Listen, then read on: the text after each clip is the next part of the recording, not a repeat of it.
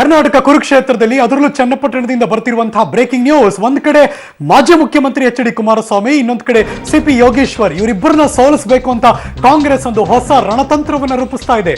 ನೋಡೋಣ breaking news ನಲ್ಲಿ.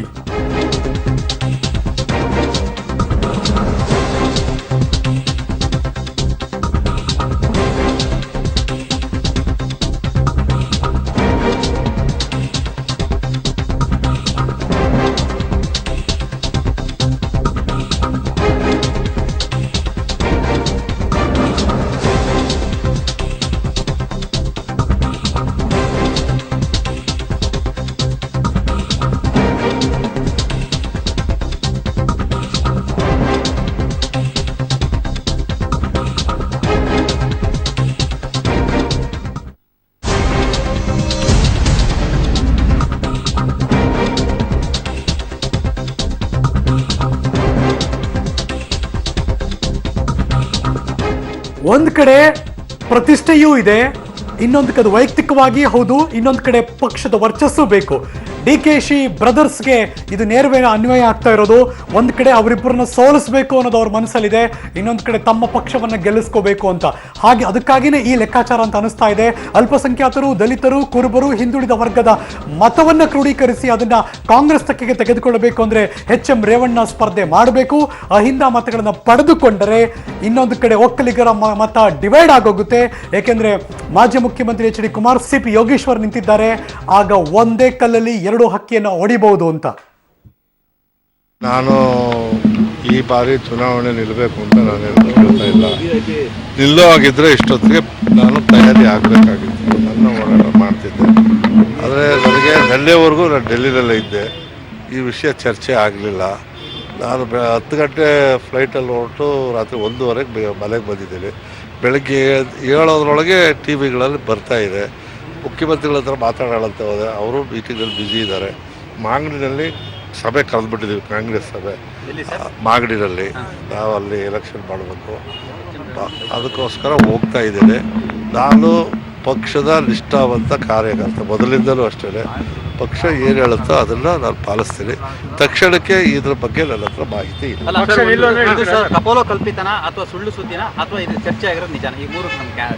ನನ್ನ ಬಗ್ಗೆ ನನ್ನ ಹತ್ರ ಯಾರು ಚರ್ಚೆ ಮಾಡಿಲ್ಲ. ಇದು ಅದ್ರ ಬಗ್ಗೆ ನಾನು ಪ್ರಾಮಾಣಿಕವಾಗಿದ್ದೀನಿ, ನನಗೆ ಗೊತ್ತಿಲ್ಲ. ಸರ್, ಒಂದು ವೇಳೆ ಚನ್ನಪಟ್ಟಣದಿಂದ ಕೊಟ್ಟರೆ ಟಿಕೆಟ್ ಸ್ಪರ್ಧೆ ಮಾಡೋದು ತಾವು ತಯಾರಿದ್ದೀರಿ? ಆಮೇಲೆ ಯೋಚನೆ ಮಾಡ್ತೀನಿ, ಅದ್ರ ಚರ್ಚೆ ನನ್ನ ಹತ್ರ ಮಾಡಿದ್ಮೇಲೆ ಹೈಕಮಾಂಡ್ ಏನು ಹೇಳುತ್ತೆ ನಾನು ಮಾಡ್ತೀನಿ. ಸರ್, ಈಗ ಬಾದಾಮಿ ಉಸ್ತುವಾರಿ ನಿಮಗೆ ಕೊಟ್ಟಿದ್ದಾರೆ ಅಂತ ಸುದ್ದಿ ಸರ್, ಸಿಎಂ ಅವರ ಕಾನ್ಸ್ಟಿಟ್ಯೂನ್ಸಿ ಅದು ಚರ್ಚೆ ಆಗ್ತಾ ಇದೆ. ಇನ್ನು ಅದೆಲ್ಲ ಹಂತಕ್ಕೆ ಬಂದ್ರೆ ಅವರು ಎರಡು ಅವ್ರು ನಿಲ್ತಾರೆ ಅನ್ನೋದಾದ್ರೆ ಆ ಜವಾಬ್ದಾರಿ ನಾನು.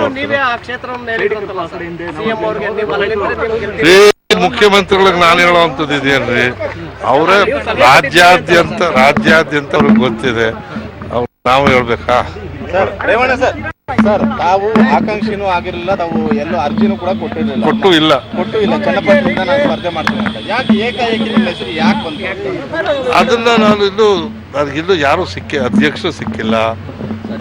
ಇಲ್ಲಿ ನಮ್ಮ CMಗೂ ಇಷ್ಟೊತ್ತು ಕಾದೆ, ಅವ್ರಿಗೂ ಮೀಟಿಂಗ್ನಲ್ಲಿದ್ದಾರೆ.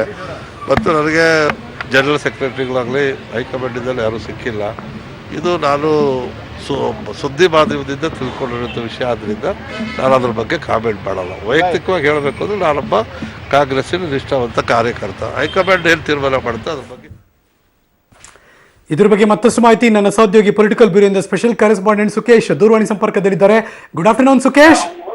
Good afternoon. ಬೇರೆ ರಾಜಕಾರಣಿಗಳು ಬೇರೆ, ಆದ್ರೆ ಎಚ್.ಎಂ. ರೇವಣ್ಣರ ವಿಚಾರಕ್ಕೆ ಸಂಬಂಧಪಟ್ಟಾಗೆ ಇದುವರೆಗೂ ಅವರ ರಾಜಕೀಯ ಇತಿಹಾಸದಲ್ಲಿ ಅವ್ರು ಎಲ್ಲೆಲ್ಲಿ ಟಿಕೆಟ್ ಕೇಳ್ಕೊಂಡ್ರು ಅಲ್ಲಿ ಎಲ್ಲೂ ಕೊಟ್ಟೇ ಇಲ್ಲ. ಅವ್ರಿಗೆ ಗೋವಿಂದರಾಜನಗರ ಕೇಳ್ಕೊಂಡ್ರು, ಕೊಟ್ಟಿರ್ಲಿಲ್ಲ.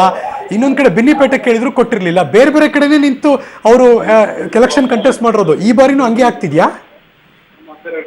ಈ ಬಾರಿಯೂ ಹಾಗೆ ಆಗ್ತಿದೆ ಅನ್ನೋದಕ್ಕಿಂತಲೂ ಕೂಡ ಚನ್ನಪಟ್ಟಣದಲ್ಲಿ ಯಾಕೆ ರೇವಣ್ಣ ಅವರು ಅಭ್ಯರ್ಥಿ ಆಗ್ಬೇಕು ಅನ್ನುವಂತ ಲೆಕ್ಕಾಚಾರ ಶುರುವಾಗಿದೆ ಅನ್ನುವಂಥದ್ದು ಸಾಕಷ್ಟು ಮಹತ್ವವನ್ನ ಪಡೆದುಕೊಂಡಿರುವಂತ ಬೆಳವಣಿಗೆ. ಏನಂತಂದ್ರೆ ಒಂದು ಜಿಲ್ಲೆಯ ಮೂಲತಃ ಆ ಜಿಲ್ಲೆಯವರು ಮಾಗಡಿ ಕ್ಷೇತ್ರದವರು. ಕಳೆದ ಬಾರಿ ಡಿಲಿಮಿಟೇಷನ್ ನಲ್ಲಿ ಕೆಲವೊಂದು ಭಾಗಗಳು ಅಂದ್ರೆ ಮಾಗಡಿಗೆ ಸೇರ್ತಕ್ಕಂಥ ಕೆಲವು ಹಳ್ಳಿಗಳು ಚನ್ನಪಟ್ಟಣದ ವ್ಯಾಪ್ತಿಗೆ ಬಂದಿದೆ ಅನ್ನೋದು ಒಂದು ಪ್ಲಸ್ ಪಾಯಿಂಟ್. ಆದ್ರೆ ಮತ್ತೊಂದು ಕ್ಯಾಸ್ಟ್ ಕಾಂಬಿನೇಷನ್ ಹೇಗೆ ನಡೆಯುತ್ತೆ ಅನ್ನುವಂಥದ್ದು. ಯಾಕಂದ್ರೆ ಕುಮಾರಸ್ವಾಮಿ ಅವರು ಇರ್ಬೋದು ಅಥವಾ ಯೋಗೇಶ್ವರ್ ಇರ್ಬೋದು, ಇಬ್ರು ಕೂಡ ಒಕ್ಕಲಿಗರ ಸಮುದಾಯದವರಾಗಿರೋದ್ರಿಂದ ಮತ್ತು ಅಲ್ಲಿ ಒಂದು ಸಮುದಾಯವಾಗಿ ನೋಡೋದಾದ್ರೆ ಒಕ್ಕಲಿಗರು ಪ್ರಬಲವಾಗಿ ಇರುವಂತ ಒಂದು ಸಮುದಾಯ ಇರ್ತಕ್ಕಂಥ ಮತದಾರರು ಇರ್ತಕ್ಕಂಥ ಒಂದು ಕ್ಷೇತ್ರ. ಆದ್ರೆ ಬೇರೆ ಜಾತಿ ಸಮೀಕರಣ ಅಹಿಂದ ಫ್ಯಾಕ್ಟರಿನ ವರ್ಕೌಟ್ ಮಾಡಿ ನೋಡೋದಾದ್ರೆ ಒಕ್ಕಲಿಗರಿಗಿಂತ ಅಹಿಂದ ಸಮುದಾಯ ದೊಡ್ಡ ಮಟ್ಟದಲ್ಲಿ ಇದೆ ಅನ್ನುವಂಥದ್ದು. ಹಾಗಾಗಿ ಇದು ವರ್ಕೌಟ್ ಆಗುತ್ತೆ. ಇಬ್ಬರು ಒಕ್ಕಲಿಗರ ನಡುವಿನ ಕಾಳಗದಲ್ಲಿ ಪ್ರಬಲವಾದ ಅಹಿಂದ ಫೇಸ್ ಇರುವಂತಹ ನಾಯಕನ ಇದ್ರೆ ಖಂಡಿತ ಗೆಲ್ಬಹುದು ಅನ್ನುವಂಥ ಸ್ಟ್ರಾಟಜಿಯ ಒಂದು ಭಾಗವಾಗಿ ರೇವಣ್ಣ ಅವರ ಹೆಸರಿರುವಂತದ್ದು.